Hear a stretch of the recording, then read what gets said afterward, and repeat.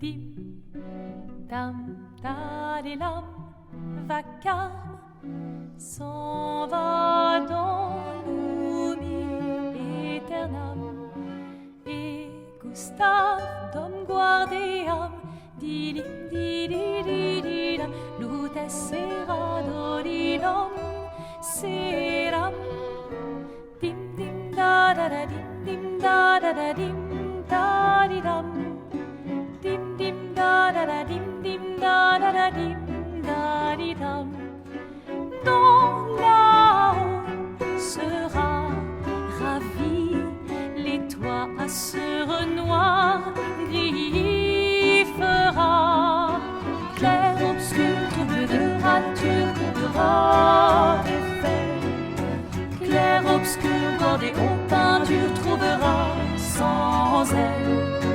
Clair, obscur, trouble de rature, couvrera effet. Clair, obscur, bordé aux peintures, trouvera sans elle. Oh, clair, obscur, trouble, rature. Clair, obscur, guardé aux peintures.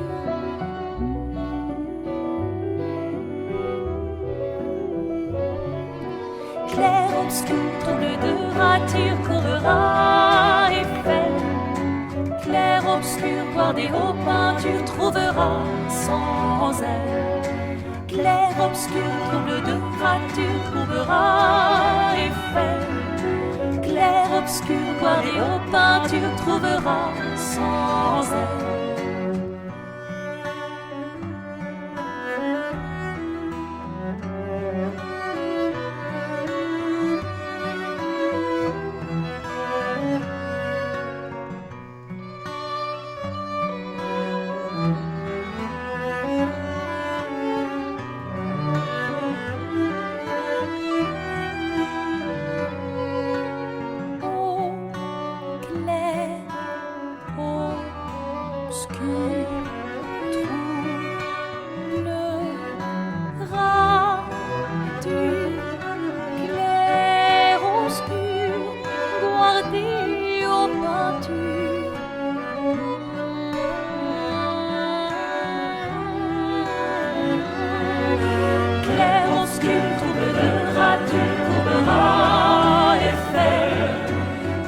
Obscur, guardé aux peintures, trouvera sans elle. Clair, obscur, trouble de rature, courbera effet. Clair, obscur, guardé aux peintures, trouvera sans elle. Hey guys, Fox here. It's that time to do my games of the year.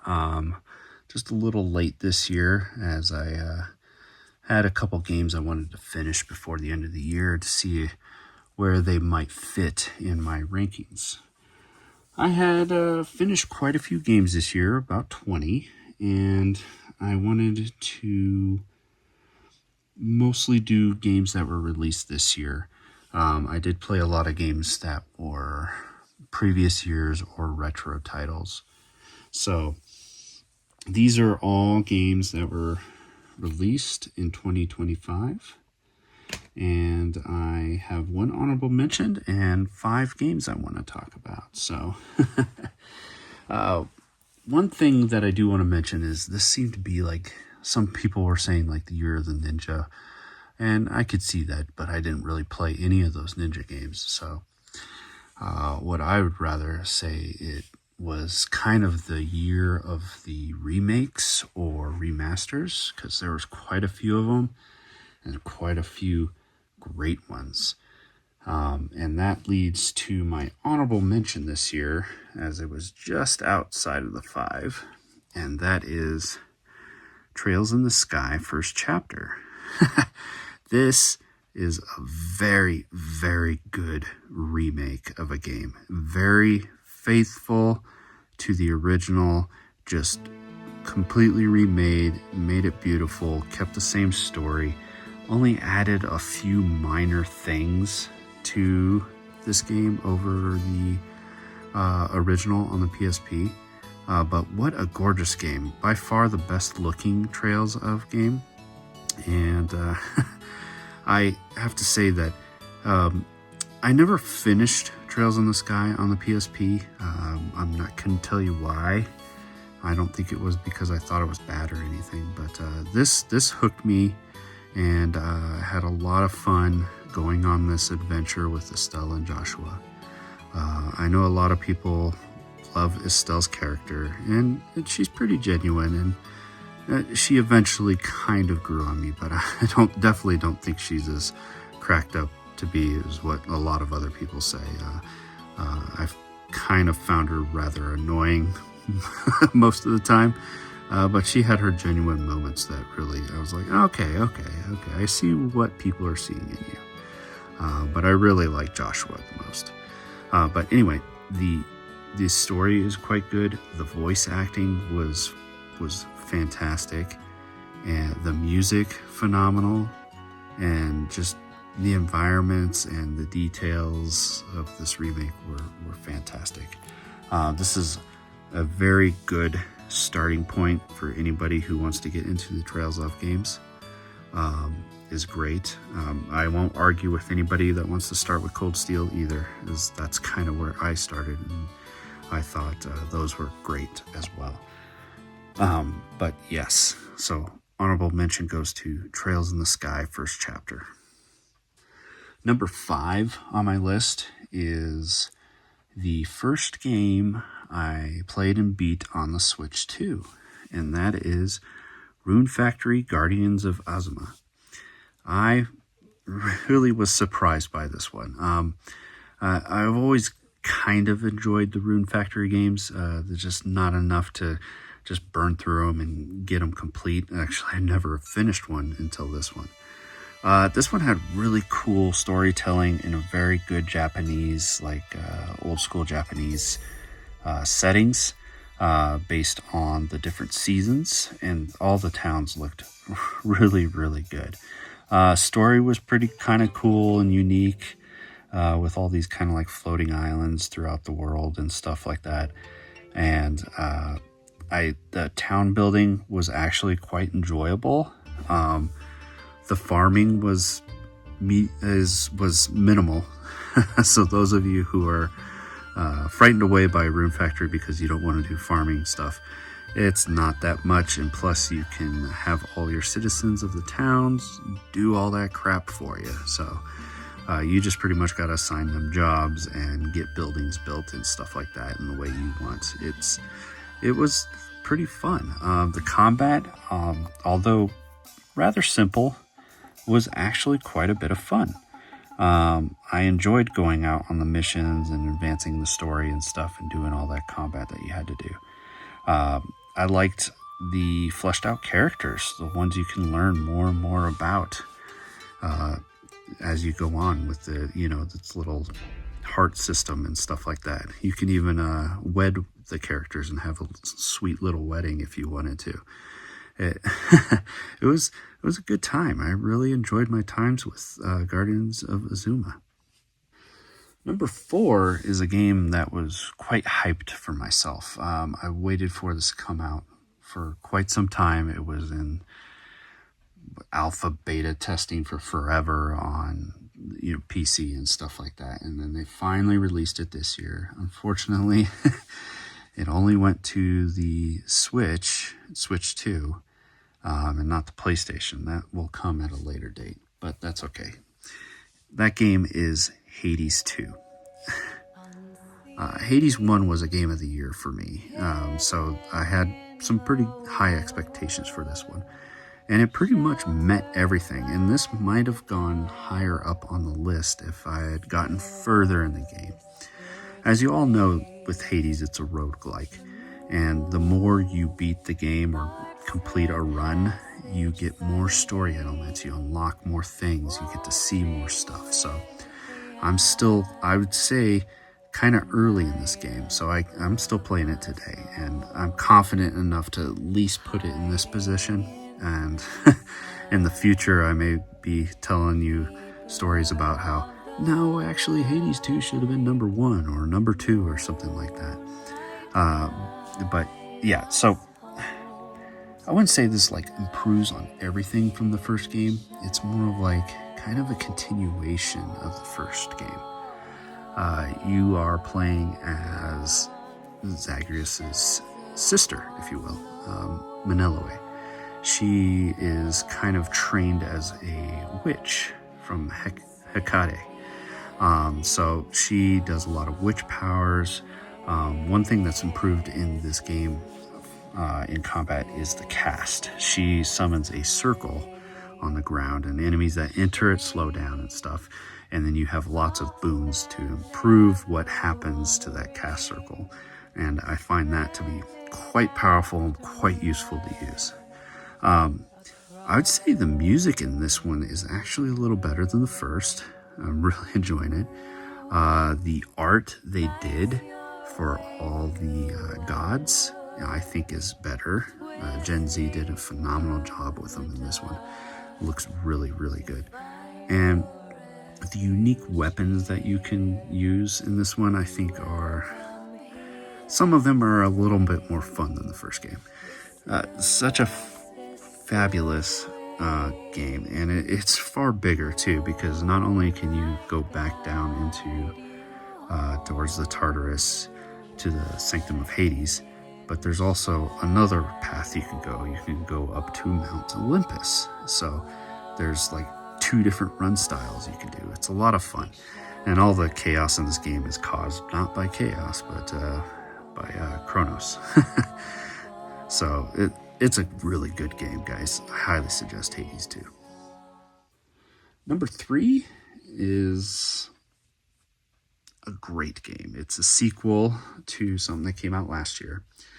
And yet again, I'm going back to Falcom. So you already know I'm heading towards either Trails or Ys. And in this case, it is Trails Through Daybreak 2.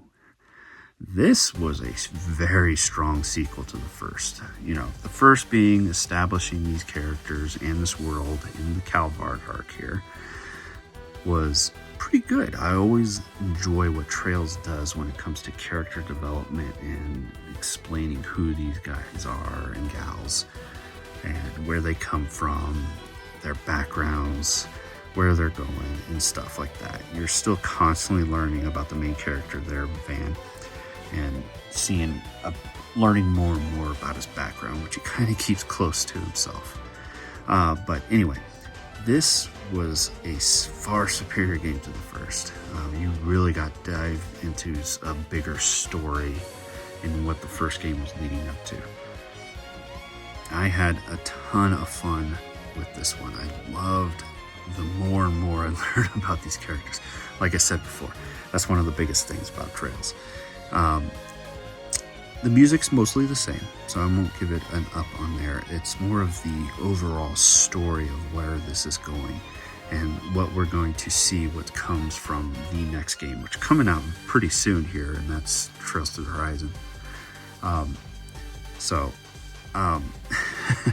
Trying to say more here, but I get stuck on saying the same thing about Trails because Trails is so good in what it does, and it stays consistent with what it does, which usually means more character growth. It means improving the combat, even though they just keep doing that all the time.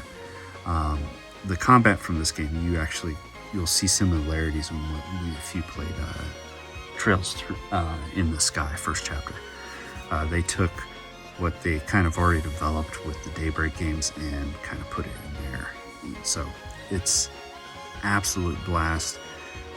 One of the better stories in the Trails of series. So number 3 goes to Trails Through Daybreak 2. Number 2 was actually kind of a surprise to me. I expected it to be pretty good, pretty decent from the developers' other games. But I played this with a close buddy of mine, and we had an absolute blast. What a surprise and what a fun game. And that is Split Fiction. Really cool way to tell some stories here. So, pretty unique premise here. So, there's a guy who's bringing in all these amateur authors who create a lot of stories and stuff like that, and they kind of hook him up to a machine, and in this machine he's trying to sap their creativity, their ideas, and all this stuff, all these stories they made through their lives, so he can better himself by making stories through their ideas. And two of those young authors somehow get trapped into the same pod in this machine, and they get into this kind of virtual world that it makes you live through the stories that you've created. It's pretty unique, and so you end up going through different these stories or books that these two authors made, and one was more focused on science fiction and the other on fantasy. So these two characters, you have to play. This is a 2-player only game, by the way. So you have to play through these different adventures of stories that these authors came up with, and they added so many cool gaming mechanics that were famous throughout video gaming history for being some of the best 2-player games. Like, you found some run and gun levels, like Contra. You found some levels that were inspired by old games from this developer, like It Takes Two levels or A Way Out. I was just so impressed to see some of this stuff. You had shooter levels, you had racing, surfing levels and stuff like that, or the levels broke into those style of games and stuff like that. The boss battles were so unique in the ways that it incorporated that you had to cooperate and use both characters in order to get to a point where you could, beat the boss. It fleshing out the characters as well, the two girls, it telling you, their past or why they wrote stories the way they did, what influenced them, and stuff like that. It was a very powerful and impressive game, and I suggest anybody play Split Fiction. It's so good.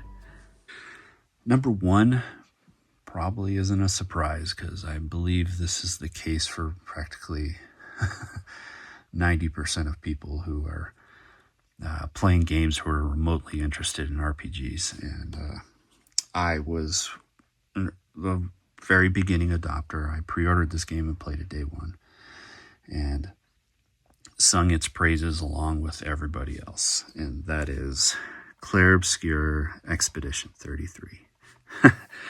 I'm sure you guys have heard it all. What this game does for the genre and for the industry is something that's pretty spectacular. Indie studio with a budget, a smaller budget, to create what's arguably a budget title game, because it came out and only cost $50, brand new, and puts a lot of these AAA RPGs to shame. A game that shows that turn-based combat is still very much there, especially in the limelight. I know there's companies like Falcom with their Trails of who do turn-based still to this day, and is very good combat in its own right. It's just not as in the front for many people to play or to get into, because Trails is they're large games, 100+ hour games, but this one is one you can probably complete in as little as 30 hours. But anyway, what Sandfall put together here with their story, with their characters, with the matching environments and the music, which was fantastic, is just something special. It's a story that people want to experience. People are hearing hype about this, but they're not seeing any false hype at all, which is very awesome. I have buddies who've gone back to playing RPGs again because of this game. I love the combat, and it's one of those types of combats that you get to play it the way you kind of want to. with the Picto stuff. You build your characters the way you want to via these Pictos that you get from bosses or found in the world and all over the place. But you get a lot of them by the end of the game, and you can just sit there and build out your characters, much like myself, where I went for the method of I had to be a glass cannon. This game incorporates like a parry dodge mechanic to where you can dodge the enemy attacks or parry them. I'm not very good at those timed hits, I'll be honest. So at the end of the game, I believe I was going to take on some of the secret end true bosses, whatever you want to call them. Not the end boss that rolls the credits, but the additional harder bosses, let's say.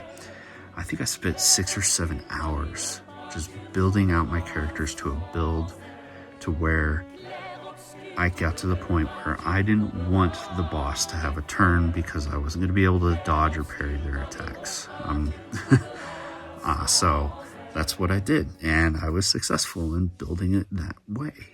But there's other ways to build it. I know plenty of people who built a team based on pairing stuff. So you play it kind of the way you want to. So you get to experience this grandiose and fantastic story. And I'm going to give more praises that this was a phenomenal soundtrack, the best of the year by far. Very beautiful, very unique. You like to hear all the French-inspired tones. It was just a gorgeous game. But yeah, so there you have it. My game of the year for 2025 was Clair Obscur Expedition 33. All right, guys. Thanks for watching. Let me know what you thought your game of the years are for 2025. Appreciate it. Clair obscur, bordé aux peintures, trouvera sans elle